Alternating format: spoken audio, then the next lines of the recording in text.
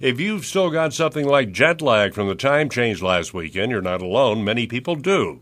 I'm not sure I'm over mine just yet. Your body is telling you something's not right. In fact, there are a couple of new studies showing that switching from standard to daylight savings time can lead to increased instances of any number of things, heart attacks and car crashes among them. That got the attention of a state lawmaker from Doña Ana County.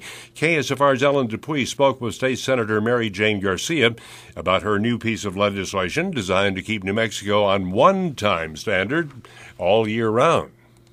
I heard Dr. Ramo on TV the other day, the day after we went to daylight savings, and he was indicating that that's 3 days after we switch over that there's the most number of heart attacks.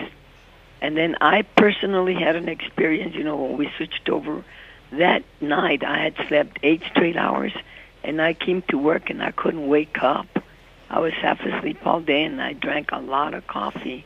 And then some of my colleagues have told me that they felt really grumpy, that morning, arguing with family members and stuff like that. So I'm looking at it from a perspective as a health hazard, if anything. We're being deprived of sleep. A lot of people have to drive good distances to work, and if they're half asleep, they're not fully awake, that could cause accidents. What are you hearing from your constituents?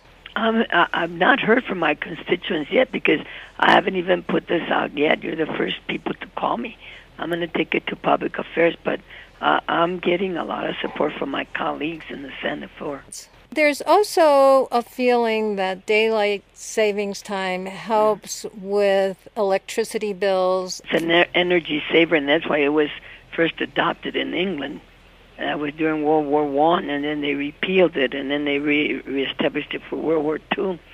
And fully cognizant of the fact that we have some other measures to do energy saving, especially in this session, and alternative energies and all that. But I'm also cognizant of the fact that this could be a health hazard.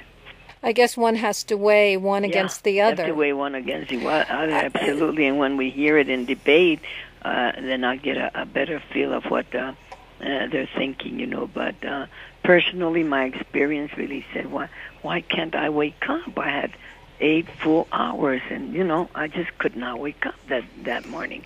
Just as groggy and unable to wake up fully. Drank a lot of coffee all day, and that's not good for me because I'm diabetic. And I kept saying, what's wrong with me that I can't wake up? And then I saw Dr. Barry Ramos' TV show where he was saying that we were being deprived of sleep for one thing, and that there was an increase in the number of heart attacks, like 3 days after we switched to daylight saving time. Started talking to colleagues and what they were experiencing. One of them said he just felt real grumpy all day, in a bad mood. You know what I'm saying? Yes. He felt grumpy and argued with his family and stuff like that's happening. So I think we have to look at it from that perspective.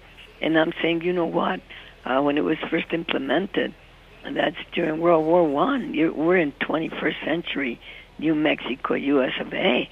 The natives, the Navajo, for example, those that live in Arizona, they have to cross over if they work in New Mexico.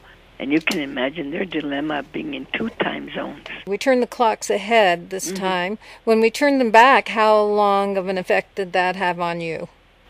Well, on me, this is the first time I've experienced that of being sleepy all day, But in talking to others, they've had other similar experiences.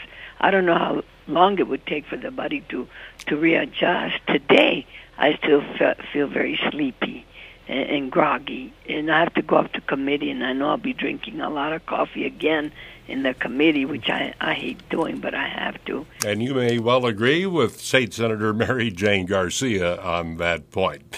Speaking with KSFR's Ellen Dupuy.